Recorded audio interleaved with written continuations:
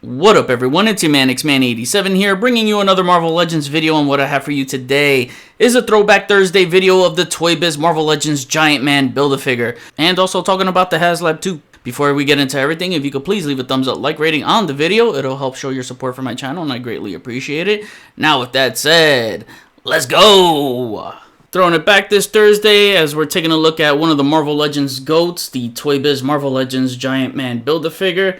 And I always thought that this head sculpt was one of the best Marvel Legends head sculpts ever. Certainly, I think Toybiz's best head sculpt, in my personal opinion. And they did many great head sculpts, especially that Apocalypse Build-A-Figure sculpted by the Four Horsemen. That was just absolutely insane. But this one, to me, was my favorite of all of them. And it's still one of my favorite Marvel Legends head sculpts, too. And I love the way they did the cheekbones. Just the sculpt, the facial structure is just freaking flawless, man. His face is almost chiseled like a god. And I always thought that his cheeks had this kind of rosy cheek effect, but I think Toybiz was capturing this sort of shadow effect. And it looks really good, man. Love the eyes too. I like the way the Haslab did it with the interchangeable eyes. I think that's freaking awesome, so he could get multiple expressions, especially interchangeable face plates. So he's not just looking like this all the time, you know. You get to display him however you want. And, you know, Hank has many expressive moods, so it's good to switch it up every now and then. And look at the freaking textures on the mask, or the wrinkled seams, and just the regular seams too. It's just, man, it's great sculpt work right there. There's the white earpiece right there. The sculpted has a nice gray wash to it. The white antlers, which I'm happy that the Haslab included. It's not just going to be black. But yeah, I like that seam work around the trimming of the mask. And then on the back, you get some... it's like a butt crack on the back of the head. It's like they started with the seam, but didn't go all the way through with it. And it's just there. And the bodywork to this is absolutely fantastic. In case you didn't know, it's just a Toybiz bullseye body, just upscaled.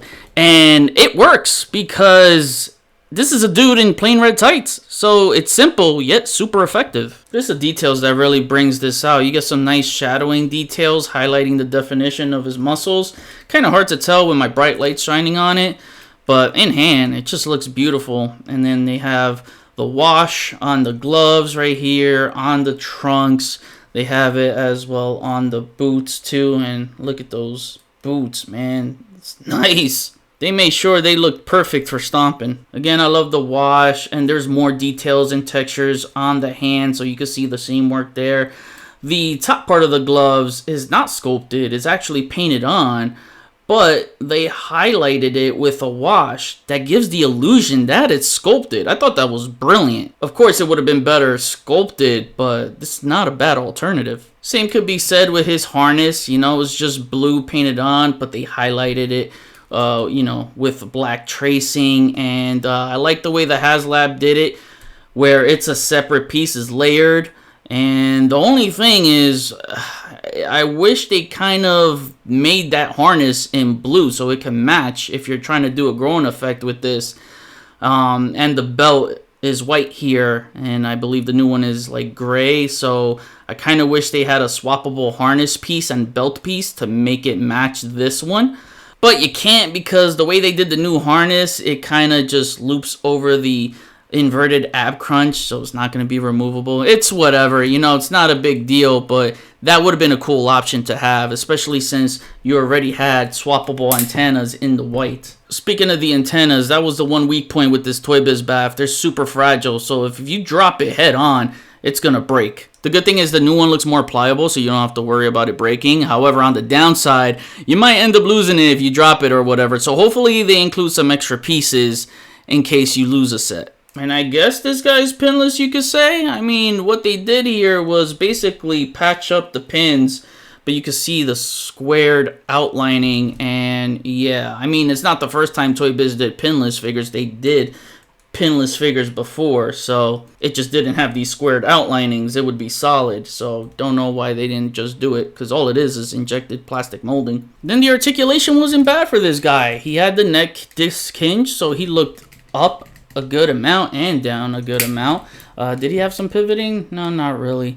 But, you know, he had some good butterfly joints. I'm not going to go over it completely, but this figure is old. I had it since 2006, so look at the ab crunch. Toybiz always had that ratchet-like ab crunch, and you would think it's sturdy, but yeah, not over time. It didn't hold up, so, you know, definitely need an update. The butterfly joints had some good range. Well, more back than forward, so could use some more forward range. He's got some good looking boulder shoulders, and the good thing is they move really high, and that's great, especially for a big figure like this, you know? So the one thing I didn't like was the wrist hinge not having a wrist swivel, but luckily there was a forearm swivel, so he just had the wrist hinge, no wrist swivel. But again, that forearm swivel helped, and then you got the articulated fingers, which you couldn't really do a balled fist.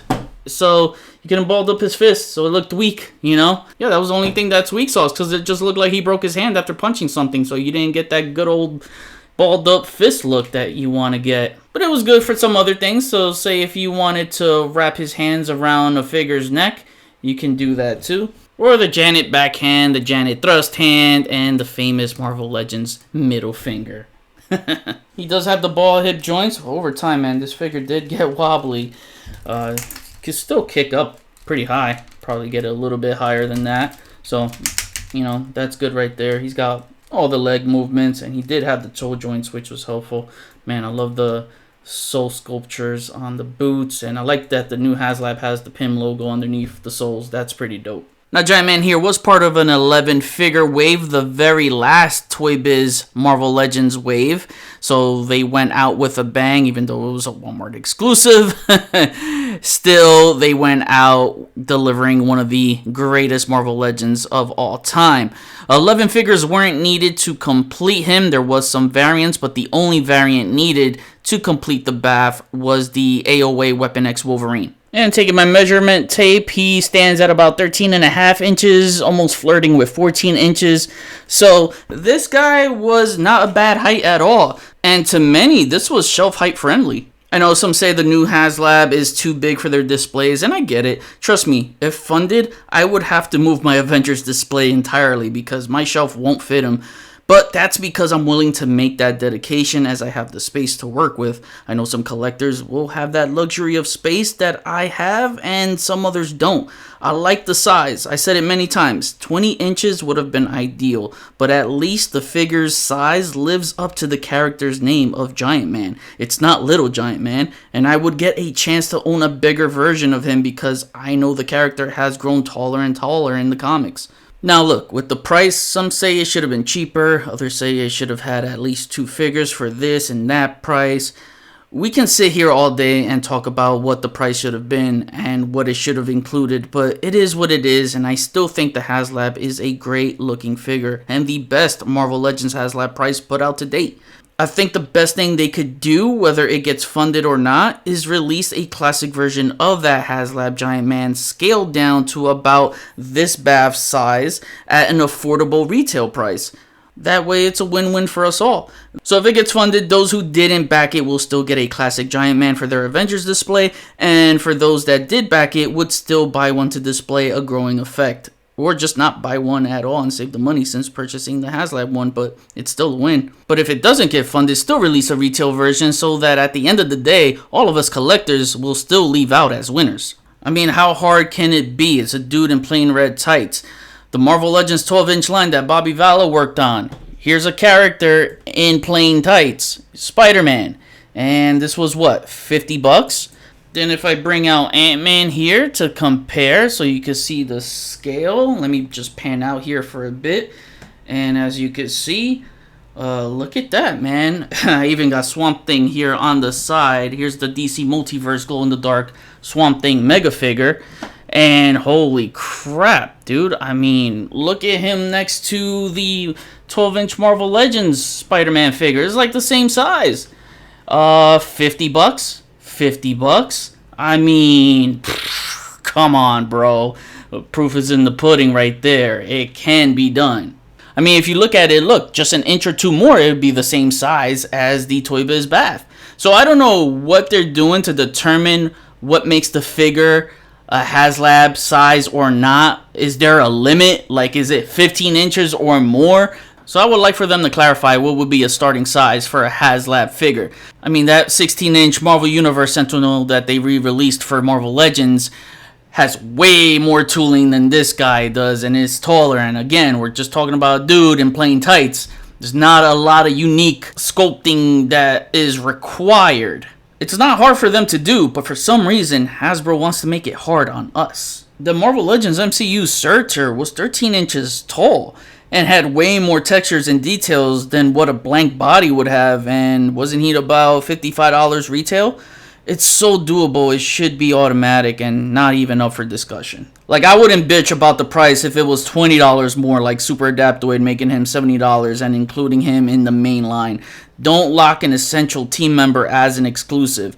It's not a good look, which is why I'll admit that he should have been retail and not a crowdfunder. Sentinel and Galactus weren't needed to complete a team. Giant Man is needed to complete an OG Classic Avengers team. We're at the home stretch now. They got about 5 days left. It'll be 4 days left by the time you're watching this when it goes up for Thursday, as I'm recording on a Wednesday. It's not looking good, so they'll need to act fast and reveal something to help boost backers.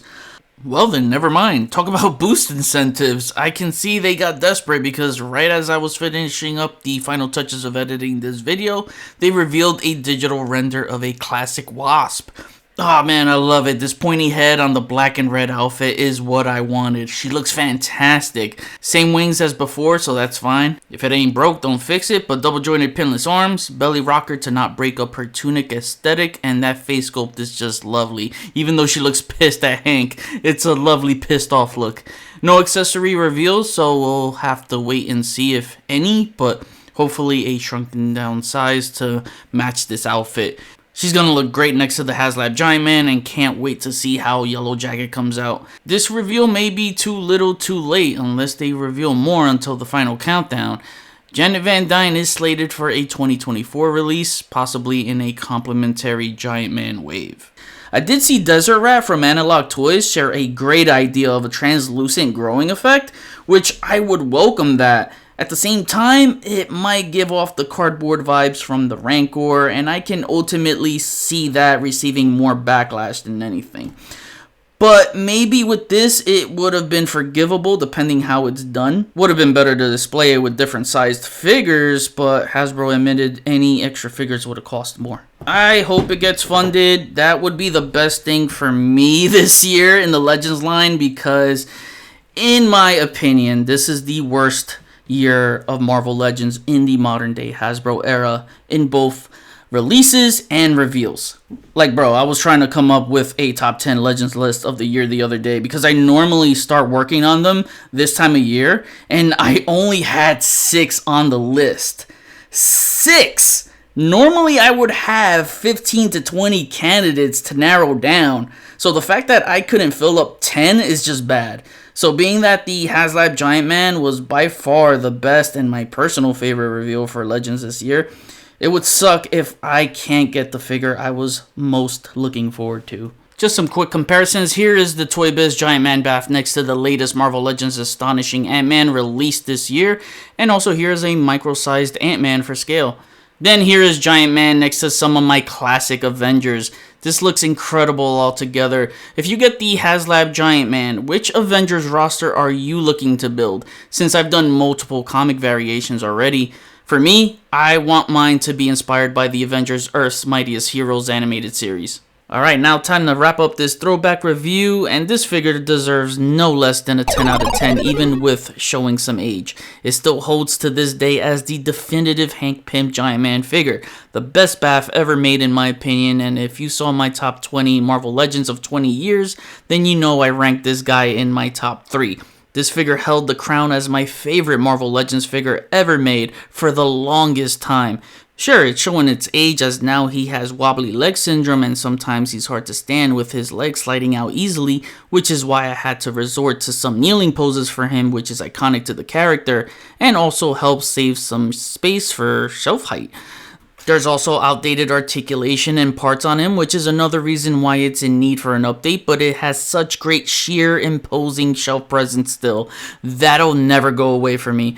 It was great to revisit this guy as we close in on the new Haslab. I said everything I needed to say in this video, just in case you don't see a video from me the day after it funds or not, as I'll be losing my life playing the new Spider-Man 2 PS5 game.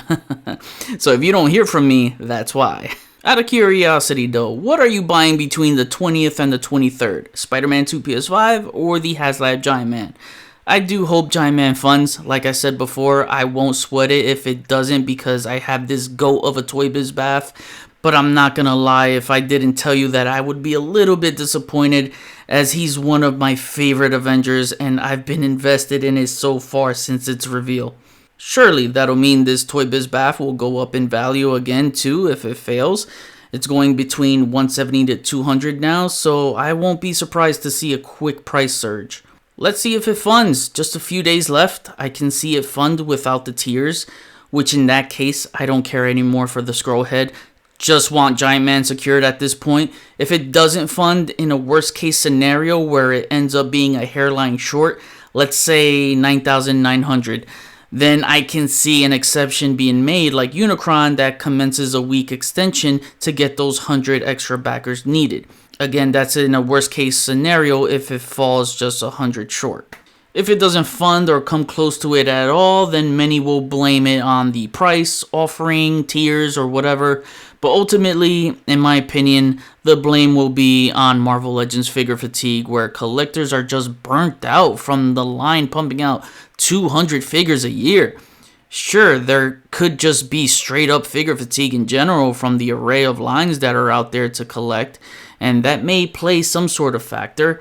Some, not all, but mainly Marvel Legends and its hurricane of non-stop releases being rushed out, their extremely frustrating QC issues, gummy plastic, lack of paint or accessories at higher price points, and a slew of other things to name that collectors may not be willing to shell out $200 for it. If this fails, maybe they should take a break like they did back in between 2009 to 2011, a 3-year hiatus where they just released army builder packs as they went back to the drawing board to figure out how to revamp and reinvent the line again. Focus on quality over quantity. I wouldn't mind that break for my wallet, to be honest. Anyways, I said my piece with it. Bottom line, whether it gets funded or not, they need to release a retail version scaled down, so it looks like they're doing things in good spirits by rewarding the Legends consumer base and not punishing them by being petty, locking a founding member of a team solely through some sort of exclusivity. Just gonna wait and see. Fingers crossed, anything can happen, and it's not over till it's over. I'm still in it to win it. One thing's for sure, nothing will ever take away from this bath being one of the all-time Marvel Legends GOATs. Now I'm kicking it back to you. Do you think the Haslab Giant Man will sweep up a huge surge of last-minute backers to get fully funded? Or will Marvel Legends join the Black Series team with the only back-to-back failed Haslab campaigns? Also, who here will stick with their Toybiz bath if they still have it? For those who don't have the bath, if the campaign fails, will it make you jump to buy the bath right away? Comment below, let me know, we'll chat about it. Thanks for watching another Marvel Legends video. Please follow me on Instagram if you haven't already at xman87. Hit the notification bell so you always know when my latest videos are up. Share and subscribe if you're new. See you on the next video. Peace.